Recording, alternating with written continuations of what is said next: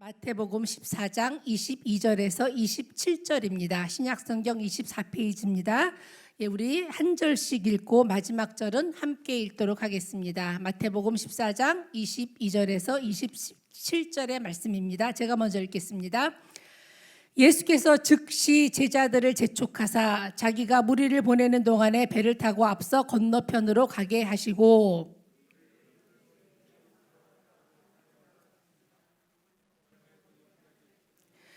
배가 이미 육지에서 술이나 떠나서 바람이 거스름으로 물결로 말미암아 고난을 당하더라. 예수께서 바다 위로 걸어서 제자들에게 오시니 제자들이 그가 바다 위로 걸어오심을 보고 놀라 유령이라 하며 무서워하여 소리 지르거늘 예수께서 즉시 이르시되 안심하라 나니 두려워하지 말라. 아멘. 먼저 기도하도록 하겠습니다. 23년도를 새해를 열어주신 하나님, 특별 새벽 기도로 은혜 받고 응답 받고 세임 얻고 일어서게 하시고 나아가 이렇게 수요 부흥 예배의 자리로 우리의 발걸음을 인도하신 좋으신 하나님을 찬양합니다. 이제 말씀 앞에 무릎을 꿇습니다. 듣는 마음을 더하여 주시옵소서. 우리의 마음밭을 주님의 쟁기로 일궈 주시옵소서. 우리의 믿음이 주님을 향한 신뢰가 더욱 깊어지는 은혜의 시간 되게 하여 주시옵소서. 예수님의 이름으로 기도드리옵나이다. 아멘. 오늘 본문은 이렇게 시작합니다. 예수께서 즉시 제자들을 재촉하셨다. 재촉하셔서 떠미셔서 그 자리, 그 공간을 떠나 건너편으로 가게 하셨다. 우리 22절 함께 읽도록 하겠습니다. 시작. 예수께서 즉시 제자들을 재촉하사 자기가 무리를 보내는 동안에 배를 타고 앞서 건너편으로 가게 하시고 아멘. 예수님은 지금 제자들을 즉시 재촉해서 그 자리를 떠나게 하셨습니다. 왜 그러셨을까요? 왜냐하면 인간은요, 공간에서 그리고 그 공간에서 함께하는 사람들에게서 자유할 수가 없기 때문에 그렇습니다. 지난주 수요 예배 말씀 중에 이런 말씀이 있었어요. 장소는 중요하다. 지난주 말씀입니다. 예수님은 예수님의 사역을 방해하는 세력을 만났을 때 그 장소를 떠나 다른 곳으로 가셨다. 죄의 권세가 판을 치는 곳에서 떠나셨다. 때로는 예수님처럼 떠나는 것이 답이다. 인간은요, 공간에서 함께하는 사람들에게서 자유할 수가 없습니다. 어떠한 형태로든 영향을 받습니다. 그런데요, 인간만 그런 게 아니더라고요. 글쎄, 기계도 그렇더라고요. 기계. 1600년대를 살았던 호이겐스라고 하는 과학자가 있습니다. 이분이 시계를 연구했는데요. 그러니까 집에도 시계가 여러 개가 있었겠죠. 그죠? 어느 날 몸이 안 좋아서 침대에 누워 있다가 신기한 걸 봅니다. 신기한 걸 봐요. 시계. 벽에 이렇게 추가 달린 괴종시계예요. 추가 달린 괴종시계가 벽에 2개가 있었는데 그 2개의 추가 처음에는 서로 다른 방향으로 움직였대요. 뭐 이렇게 움직였나 보죠. 그런데 어느 정도 시간이 지나니까 그 2개가 방향도 속도도 똑같이 움직이더라는 거예요. 똑같이. 쌍둥이처럼. 이상하다. 그래서 2개의 추를 딱 멈춘 다음에 따로따로 흔들어 봤어요. 이분이 따로따로. 그런데 놀랍게도 시간이 지나니까 다시 2개가 똑같이 움직이는 거예요. 세상에 이런 일이 연구해 봤더니 아주 미세하지만 추 하나가 흔들릴 때 벽을 흔들고 그 진동이 벽을 타고 다른 추에 영향을 끼친 거예요. 그렇게 해서 2개의 추가 동시에 똑같이 속도와 방향을 맞추면서 움직이게 되더라. 이걸 공진 현상이라고 합니다. 공진. 그런데 시계 같은 이런 기계뿐만이 아니라 생명체에도 이런 공진 현상이 나타납니다. 아유, 전 너무 재밌던데 안 신기하시네. 예, 반딧불이는 밤에 깜빡깜빡하잖아요. 예, 암컷을 유인하기 위해서 오직 수컷만 빛을 내는데요. 처음에는 각각 빛을 내다가 어느 순간이 되면은요, 갑자기 한순간에 모든 반딧불들이 수천 수만 마리가 깜빡하면서 빛을 냅니다. 마치 커다란 후라시로 불을 켰다가 끄는 것처럼요. 우리나라처럼 이렇게 지금은 많이 반딧불이를 볼 수 없는데 아마존 같은 데는 엄청난 수의 반딧불이가 지금도 있거든요. 그것들이 그렇게 동시에 그런다는 거예요. 또 잠시 잠잠하다가 또 깜빡깜빡 숲 전체가 모든 반딧불이가 내는 빛으로 장관을 이룹니다. 공진 현상이 일어난 겁니다. 공진. 기계도 생물도 이렇게 공간에서 자유로울 수가 없습니다. 어떤 형태로든 영향을 받습니다. 하물며 인간이랴. 하물며 인간이랴. 그래서 누가 그러더라고요. 한 세상 사는 일은 시간, 공간, 인간 이 세 개의 간을 통과하는 일이다. 그런데 이 세 개의 간 중에서 비교적 인간이 선택할 수 있는 건 공간이다. 그리고 공간을 바꾸면 거기서 만나는 인간의 종류도 달라진다. 그래서 어느 공간에 있느냐, 그게 인생을 달라지게 할 수도 있다. 어떤 공간에 있느냐가 중요하다. 아유, 지금 수요일 밤에 특세 기간 중인데도 교회 이 공간에 오신 여러분들은 하나님의 큰 은혜를 받은 분들입니다. 세상에 다른 어떤 곳이 아닌 교회라는 이 공간으로 오신 것을 주님의 이름으로 축복합니다. 하나님이 이곳으로 인도해 주셨습니다. 하나님의 은혜가 하나님께서 은혜를 강물처럼 부어주시려고 우리를 재촉하시고 떠미셔서 이곳에 있게 된 줄로 믿습니다. 네, 오늘 본문에서 예수님이 제자들을 강제적으로 즉시 떠나게 하셨어요. 그 공간에서 떠나서 다른 공간으로 가게 하셨어요. 왜 그러셨을까요? 지금 제자들이요 한껏 들떠 있었어요. 한껏. 왜냐하면 오늘 본문 바로 전 말씀이 오병이어의 기적. 예수님이 보리떡 5개와 물고기 2마리로 남자만 5,000명을 배불리 먹이시고 그러고도 12바구니를 남기셨다. 그런 놀라운 기적을 일으키신 예수님을 스승으로 모신 제자들이요 으쓱하기도 하고, 그죠?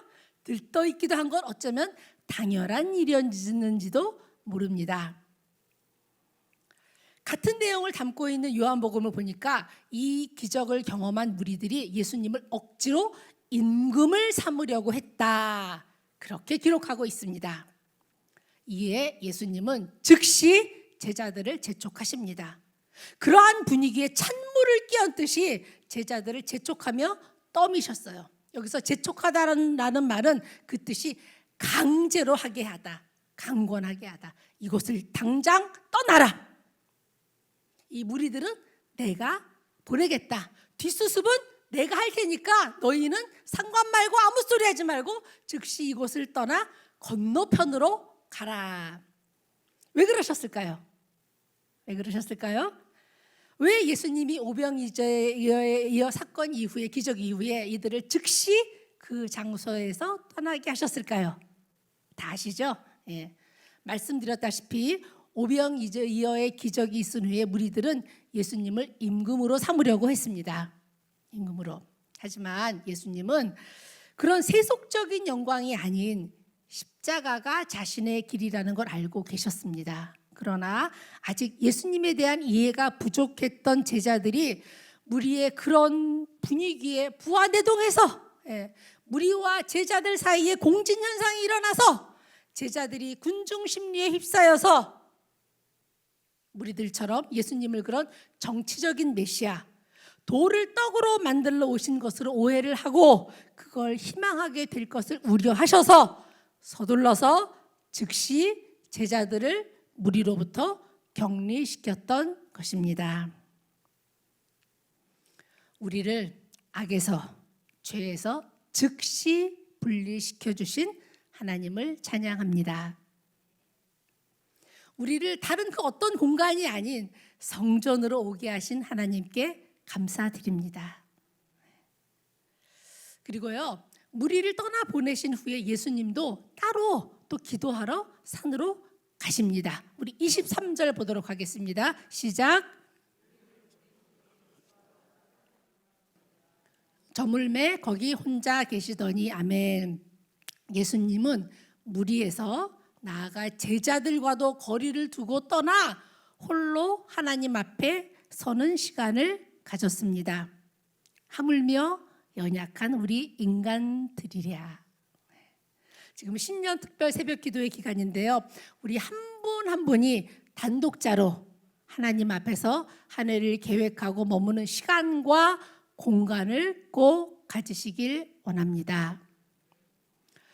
이어지는 24절은요. 오병이어의 기적이 일어난 그 황홀한 현장, 모두가 소리 높여 예수님의 이름을 높이며 예수님을 왕으로 세우려고 하는 그 감격스러운 현장, 그곳에서 더 머물면서 축제를 즐기고 싶었지만 예수님의 명령에 순종해서 그 자리를 떠난 제자들, 건너편으로 가려고 배를 탄 제자들, 그들이 처한 상황을 말해주고 있습니다. 우리 24절 보도록 하겠습니다. 시작.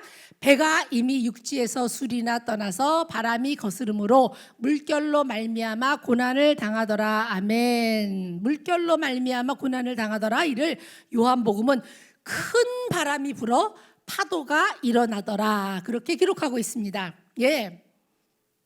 말씀에 순종한 제자들은요. 그런데 예상치도 못한 풍랑, 큰 바람, 큰 파도를 만납니다. 제자들이 지금 있는 곳이 갈릴리 바다입니다. 근데 사실 말이 바다지 사실은 호수예요. 호수. 근데 가만히 생각해 보면은요, 호수에 무슨 그렇게 큰 바람이 불고 파도가 일어날까요? 호수인데, 호수하면 잔잔하게 연상이 되는데, 갈릴리 호수 저 위쪽으로는, 북쪽으로는 만년설이 있는 헐몬산이 있습니다. 만년설이 있는 헐몬산. 예. 북쪽에서 불어오는 그 헐몬산의 찬바람이 갈릴리 호수에 있는 뜨거운 바람, 남쪽에서 불어오는 뜨거운 바람을 만나면서 갈릴리 호수에 갑자기 돌풍이 생기고 그러면서 파도가 출렁이는 일이 종종 일어납니다. 오늘 제자들이 만난 바람이 어떤 바람인가 말씀드렸다시피 요한복음에는 큰 바람이라고 기록되어 있는데요. 정말 큰 바람이었나 봅니다. 24절에서 이들이 고난을 당하더라 그랬는데 성경 원어를 찾아보니까요. 이 말은 고문을 당하다에서 나온 말이더라고요. 고문을 당하다. 파도가 얼마나 요동을 쳤으면 이들은 지금 고문을 당하는 것과 같은 극심한 고통에 처해 있다. 그런데 오병이어 기적의 현장에서 떠나보내실 때는 예수님이 이들을 즉시 재촉하시면서 바다로 밀어 넣으셨어요. 그런데 정작 제자들이 고문을 당하고 있는 것과 같은 상황에 갇혀 있을 때는요, 야속하게도 예수님은 즉시 나타나 주시지 않으십니다. 문제를 해결해 주지 않으셔요. 23절은 예수님이 이들을 바다 건너편으로 가게 하시고는 따로, 아까 읽었죠? 따로 산에 올라가 기도하고 계셨다고 했는데요. 그렇다면 예수님은 지금 기도하느라 제자들이 어떤 상황에 처해 있는지 모르고 계셨다는 걸까요? 모르셨나요? 감사하게도 같은 내용을 담고 있는 마가복음에 지금 예수님이 무엇을 하고 계시는지 밝혀주고 있습니다. 우리 마가복음 6장 47절 48절 함께 보도록 하겠습니다. 시작. 저물매 배는 바다 가운데 있고 예수께서는 홀로 무태에 계시다가 바람이 거스름으로 제자들이 힘겹게 노젓는 것을 보시고 밤 사경쯤에 바다 위로 걸어서 그들에게로 오사 지나가려고 하시매. 아멘. 바람이 거스름으로 제자들이 힘겹게 노젓는 것을 보시고 예수님은 제자들의 항해를요 바라보고 계셨어요. 예, 돌풍이 불 것을 알고 계셨어요. 그리고 폭풍우가 올 것도 알고 계셨습니다. 지금 제자들이 밤이 새도록 폭풍우와 사투를 벌이는 것도 보고 알고 계셨습니다. 알고 계셨으면 막아주셨어야죠. 가게 하지 말아주셨어야죠. 100번 양보해서 가게 했으면 폭풍우가 닥치기 전에 또는 폭풍우가 오자마자 도와주셨어야죠. 그런데 예수님은 그들이 힘겹게 노젓는 것을 보고 계셨으면서도, 다 보고 알고 계셨으면서도 아무 일도 하지 않고 계십니다. 아니에요. 실은 아무 일도 하지 않고 계시는 게 아니고 잠잠히 참고 또 참고 인내하며 기다리고 계셨습니다. 얼마나 내려오고 싶으셨겠어요. 얼마나. 부모 마음이 다 그렇잖아요. 네?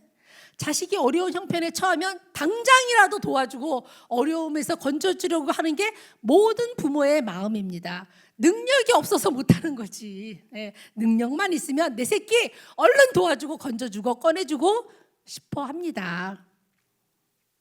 그런데 능력이 많으신 예수님은 다 알고 계시면서도 보고만 계십니다.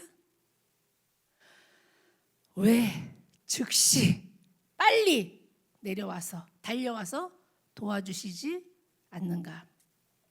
제자들을 기적의 현장에서 떠나보내실 때는, 무리로부터 분리시킬 때는 즉시 강제적으로 재촉하시며 떠다 미셨으면서 지금이야말로 예수님이 즉시 오셔서 도와주셔야 할 때 아닌가요? 그런데 지금은 왜 보고만 계시나요? 왜냐하면 제자들에게 기다림의 시간이 절대적으로 필요하다는 걸 알고 계셨기 때문에, 그들이 직접 경험해야 한다는 걸 아셨기 때문에. 인간은 경험을 해야, 당해봐야, 그래야 무릎 꿇고 항복하거든요. 그게 인간이거든요. 그런데 참 감사합니다. 예수님은 끝까지 기다리지는 않으셔요. 때가 되면, 때가 차면 예수님은 즉시 일하십니다. 25절을 보니까 드디어 예수님이 제자들에게로 가십니다. 그런데 그 시간이 언제인가? 밤사경이라고 되어 있어요. 밤사경. 밤사경은 새벽 3시부터 6시를 말합니다. 그러니까 말 그대로 제자들이 밤새도록 바다 위에서 폭풍과 싸웠던 거예요. 고문을 당하는 것 같이 고통스럽고 괴로운 시간을 보내고 있었어요. 혹시 고문 당해보신 적 있으세요? 고문 없으시죠? 저도 안 당해봤는데 가만히 생각해 보세요. 고문을 당할 때는 1분도 얼마나 들겠어요. 주리를 틀어라 하는데 1분 동안 튼다고 생각만 해도 끔찍합니다. 그런데 지금 이들은 밤이 새도록 몇 시간을 그렇게 파도와 힘겹게 싸웠습니다. 이제 죽겠구나, 더 이상 버틸 힘이 없다, 절망하고 낭망하고 예수님을 원망하며 좌절하며 모든 것을 포기하려고 할 때, 바로 그때, 그 시간에 예수님이 즉시 산에서 내려오십니다. 그리고 너무 급하셔서 바다 위를 걸어서 제자들에게 가십니다. 우리 25절입니다. 제가 제 마음대로 즉시를 넣었어요. 이거 안 되는데? 즉시가 들어가야 되는데. 제가 읽겠습니다. 밤사경에 예수께서 즉시 바다 위로 걸어서 제자들에게 오시니. 밤사경에 예수께서 즉시 오시니. 그러니까 예수님이 무슨 기적을 보이려고, 능력을 과시하려고, 막 깍공하려고 그래서 물 위를 걸으신 게 아니고, 바로 지금 즉시 빨리 제자들에게 가야 했기 때문에 바다 위를 걸으셨던 거예요. 예수님은 필요한 정확한 시간에, 그 결정적인 카이로스의 시간에 즉시 달려오십니다. 물 위를 걸어서라도 달려오십니다. 때로는 내가 주님께 도움을 간구하는 시간과 간구하는 시간과 주님이 내게 오시는 시간 사이에 차이가 있을 수 있습니다. 차이가 있을 수 있어요. 나는 간절한 마음으로 주님 지금 나를 도와주시옵소서, 지금 나를 건져주시옵소서 간절히 도움을 기다리지만, 그러나 주님은 아직은 아니라고 하실 수도 있다는 걸 기억해야 합니다. 바닷가나 수영장에서 응급 구조를 하는 사람의 얘기입니다. 물에 빠진 사람이 살려달라고 마구 소리칠 때는 구조하지 않는데요. 그때 구조하려고 하다가는 같이 빠져 죽을 수도 있다는 거예요. 그런 말 있잖아요. 물귀신 작전. 죽자 사자 붙잡고 당겨서 같이 죽을 수도 있다는 겁니다. 시간이 조금 지나서 그가 지쳐 있을 때 그때 다가가야 쉽고 안전하게 구조할 수 있다고 합니다. 우리는요, 지금 도와주세요. 더 이상 버틸 힘이 없어요. 죽을 것만 같아요. 안타깝게 간절하게 간구하지만 그 모든 것을 보고 계시면서도 주님은 아직은 아니다, 아직은 개입할 때가 아니라고 말씀하실 수도 있습니다. 어쩌면 주님은요, 우리의 힘이 다 하고 더 이상 우리가 우리 자신을 의지할 수 없을 때, 그래서 참으로 우리가 함께 찬양했죠. 주만 의지해 주님만을 의지할 준비가 되어 있을 때를 기다리고 계시는 줄도 모릅니다. 그러나 반드시 기억하셔야 할 것은 주님은 반드시 오신다는 사실입니다. 주님의 도우심은 우리에게 반드시 임하신다는 사실입니다. 물 위를 걸어서라도, 풍랑을 밟고서라도, 벽을 뚫고서라도 우리 주님은 오십니다. 그러나 그 시간은 주님께 맡겨드려야 합니다. 그런데요, 칠흑같이 캄캄한 밤에 저기서 물 위를 걸어서 오시는 예수님을 보면서 제자들이 소스라치게 놀랍니다. 우리 26절 보겠습니다. 26절 시작. 제자들이 그가 바다 위로 걸어오심을 보고 놀라 유령이라 하며 무서워하여 소리 지르거늘 아멘. 그러자 예수님이 즉시 말씀하십니다. 27절입니다. 시작. 예수께서 즉시 이르시되 안심하라, 나니 두려워하지 말라. 아멘. 여기서 두려워하지 말라는 말은요, 두려움을 그치라, 두려움을 중단하라. 왜냐하면 두려움은요, 두려워할수록 두려움의 감정이 증폭됩니다. 일단 두려워하던 걸 그쳐야 한다는 말입니다. 그쳐라. 왜 두려워하는 걸 그쳐야 하는가? 왜 두려워하지 말아야 하는가? 왜 안심해도 되는가? 여기에 답이 있습니다. 나니 두려워하지 말라. 나니 두려워하지 말라. 여기서 나니, 이 말은요, 구약 성경에도 나옵니다. 출애굽기에서 하나님께서 모세를 부르시고 그에게 이스라엘 백성을 애굽에서 이끌고 나오라고 명령을 하셨죠. 그죠? 그 명령에 모세가 나 못합니다.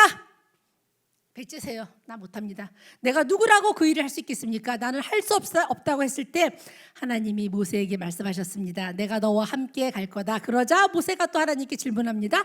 당신은 누구십니까? 이때 하나님이 말씀하셨죠. 나는 스스로 있는 자다. 이 말은 나는 나다. 오늘 본문 나니 나다. 이것과 같은 말이에요. 두려워하는 제자들에게 지금 예수님이 이렇게 말씀하시는 거예요. 안심해. 걱정 마.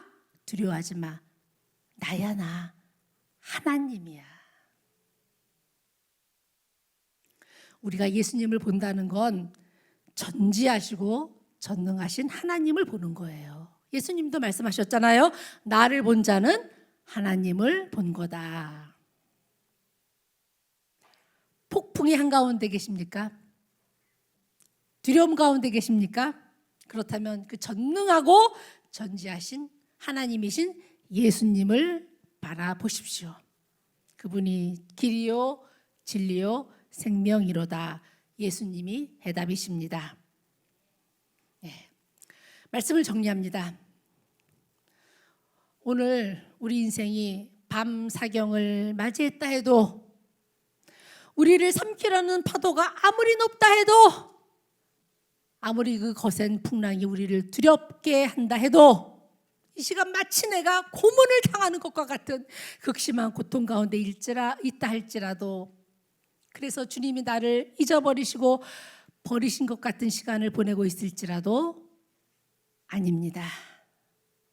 주님은 오십니다. 반드시 오십니다. 하지만 내 시간과 주님의 시간이 다를 수 있습니다. 예, 얼마든지 다를 수 있어요. 그래서 믿음이 필요합니다. 그래서 믿음이 필요해요. 하나님은 그 시간을, 그러니까 내 시간과 주님의 시간, 그 간격을 우리가 믿음으로 채우기를 원하십니다. 이제 내 시간을 내려놓으세요. 그리고 눈을 들어 주님을 바라보세요. 주님의 시간이 되면, 주님의 때가 되면 안심하라, 나니 두려워하지 말라. 하나님이신 우리 주님은, 길이요 진리요 생명이신 나의 주님은 물 위를 걸어서라도 즉시 내게 달려오십니다. 풍랑을 밟고 오십니다. 우리 인생을 향한 주님의 뜻 반드시 이루어 주십니다. 우리 그 믿음으로 이 믿음 더욱 굳세라 함께 하나님 앞에 찬양 올려드리겠습니다.